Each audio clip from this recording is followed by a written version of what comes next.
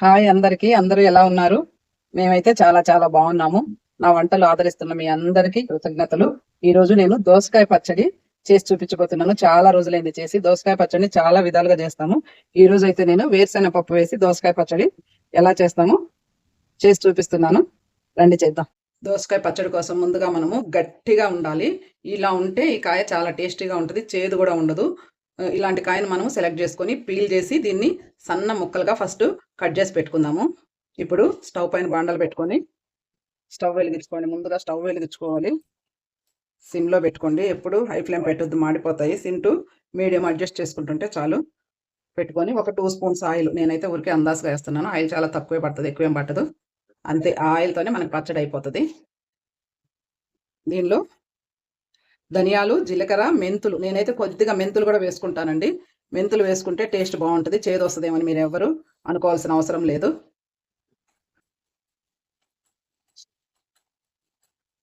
ధనియాలు, జీలకర్ర బాగా వేగాయి చూడండి. ఈ ఈ స్టేజ్లో మనము వేరుశెనగ పప్పులు కూడా వేసుకుంటాము. వేరుశెనగ పప్పులు బాగా వేగాలి, పచ్చి వాసన పోవాలి, పొట్టు ఊడే వరకు వేయించాలి. అంటే మనం వేయించేటప్పుడే పొట్టు చిట్లిపోతుంది.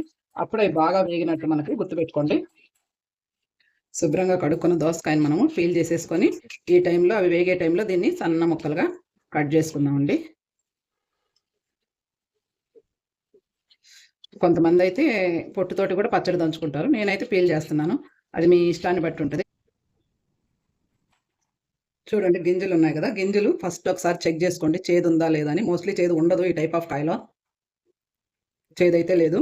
నేనైతే గింజలు కూడా పచ్చట్లో వేసేస్తాను. చాలా మంది గింజలు తీసేస్తారు. నేను ఇలాగే గింజలతో పాటు కట్ చేస్తున్నాను.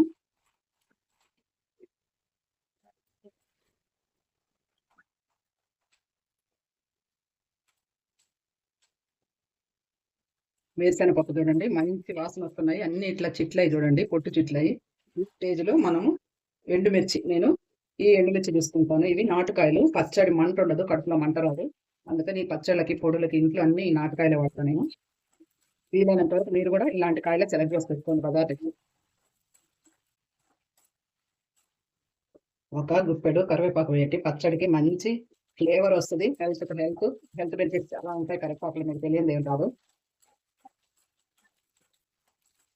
చివరగా కొద్దిగా ఇంగువ వేసి స్టవ్ కట్టేస్తాను. ఇంగువ ఆప్షనల్, మీ ఇష్టం. ఇష్టం ఉంటే వేసుకోండి, లేకపోతే లేదు. స్టవ్ కట్టేయచ్చాక కొద్దిగా చల్లారనిచ్చి ఈ పచ్చడిని నేనైతే రోట్లోనే దంచుతాను. మీ రోలు అవైలబుల్ లేని వాళ్ళు మిక్సీలో వేసుకోవచ్చు, కానీ మరీ మెత్తగా వేయకూడదండి. కచ్చా పచ్చగా, మరీ మెత్తగా కాకుండా కొద్దిగా చట్నీలాగా కాకుండా పచ్చడిలాగా, రోటి పచ్చడిలాగా వేసుకోవాలి. మనం వేయించుకుని ఎండుమిర్చి చల్లారిపోయినాయి. వీటిని రోట్లో వేసుకొని దంచుకుందాం రండి. రోట్లో దంచితే ఆ పచ్చడి రుచే చాలా చాలా వేరబ్బా, టేస్టే వేరుగా ఉంటాయి. రుచికి సరిపడా ఉప్పు వేసుకొని పచ్చడి దీన్ని ఎండుమిర్చిని మెత్తటి పొడిలాగా మనము దంచుకుందాము. మెదిగిపోయింది చూడండి. దీంట్లోకి నేను కొద్దిగా ఒక చిన్న నిమ్మకాయ అంత చింతపండు నానబెట్టుకున్నాను. చింతపండు వేసుకోవచ్చు, చింత తొక్కు కూడా వేసుకోవచ్చు. నేను ఈరోజు అయితే చింతపండు వేస్తున్నాను. ఇంకొంచెం మెదిగిన తర్వాత దీంట్లో నేను ఆల్రెడీ గింజలు ముందు తీసి పెట్టాను కదా, తీసి పెట్టాను, ఆ గింజలు వేస్తున్నాను. ఈ గింజలు కానీ నలిగితే చాలా చాలా టేస్టీగా ఉంటుంది. తడి తగిలితే తొందరగా మెదిగిపోతుందని చింతపండు కూడా వేసేస్తున్నాను. దీన్ని మనం వీలైనంత జాగ్రత్తగా మెత్తగా దంచుకోవాలి. అట్లా అని చట్నీ లాగా కాదండి. ఆల్మోస్ట్ పచ్చడి ఫినిష్ అయింది. నేనైతే ఒక వెల్లుల్లి వేస్తున్నాను. కంప్లీట్గా ఈ సైజు వెల్లుల్లిని నీట్గా నలిపేసి చూడండి, ఈ పాయలన్నీ నేను పచ్చట్లో వేస్తున్నాను. టేస్ట్ చాలా చాలా బాగుంటుంది. ఆల్రెడీ పచ్చడి దంచుతుంటేనే మనం వేసిన ఇంగువ ఫ్లేవర్, ఆ దోస గింజలు మెత్తగా నలిగాయి, ఆ ఫ్లేవర్ టెంప్టింగ్గా ఉంది. ఇప్పుడు అన్నం తినేయాలన్నమాట. ఇంకా దోసకాయ మొక్కలు వేయకుండానే దోసకాయ ఫ్లేవర్ వచ్చేసింది దోస గింజల వలన. ఇంకొంచెం దంచేసామండి. ఇప్పుడు పచ్చడి ఆల్మోస్ట్ కంప్లీట్ అయిపోతుంది. కొంచెం వాటర్ వేసి ఇంకొంచెం మెత్తగా ఇలా నూరుకోండి. నూరుకున్న తర్వాత మనము కట్ చేసి పెట్టుకున్న దోసకాయ ముక్కలు ఉన్నాయి కదా, వీటిలో సగం దోసకాయ ముక్కలు నేను పచ్చట్లో వేస్తున్నాను, సగం కలుపుతాను.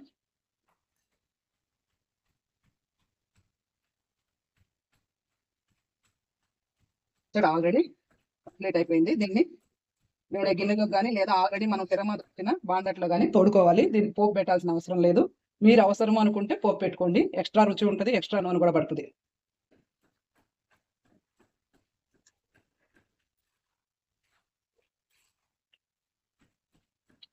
ఇలా పచ్చడి ఒకసారి బాగా కలదిప్పుకుంటే అడుగు దిప్పేది అన్ని కలిసిపోయి ఉప్పు కారాలు అన్ని మనకి సమపాలలో చేస్తాయి.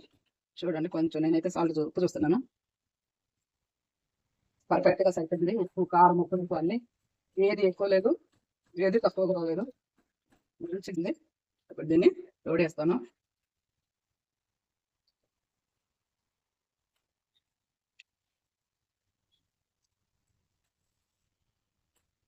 నోట్లో నీళ్ళు వచ్చేస్తున్నాయి నాకే. మీకు ఎలా ఉందో నాకు తెలియదు. ఆల్మోస్ట్ మన పచ్చడి చూడండి తోడేసాను మొత్తము. ఈ మిగతా ముక్కలు ఉన్నాయి కదా, ఈ మిగతా ముక్కలు కూడా నేను చూడండి ఈ ముక్కలు ఎత్తి దీంట్లో కలిపేస్తున్నాను. మనకి ఆ ముక్కలు కొరుక్కుంటూ పచ్చడి కలుపుకొని వేడి వేడి అన్నంలో నెయ్యి వేసుకొని తిన్నారంటే అసలు దీని ముందు ఇంకా ఏ కూర పనికిరాదు.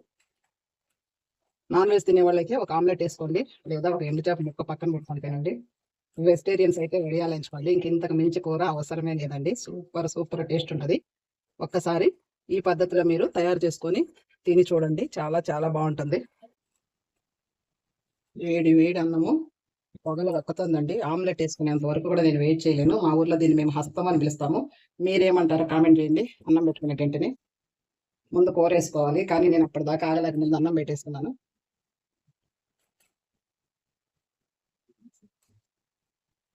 ఇంట్లో కొద్దిగా నెయ్యి వేసుకున్నానంటే కొద్దిగా ఏం అవసరం లేదు, మనకి ఎంత కావాలంత నెయ్యి పోసుకోండి. టేస్ట్ డబుల్ అవుతుంది నెయ్యి వల్ల.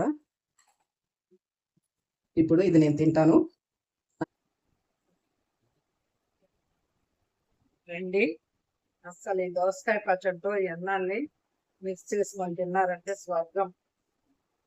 కారం అంత ఉండదు, కొంచెం ఎక్కువే సరిపోతుంది. మీరు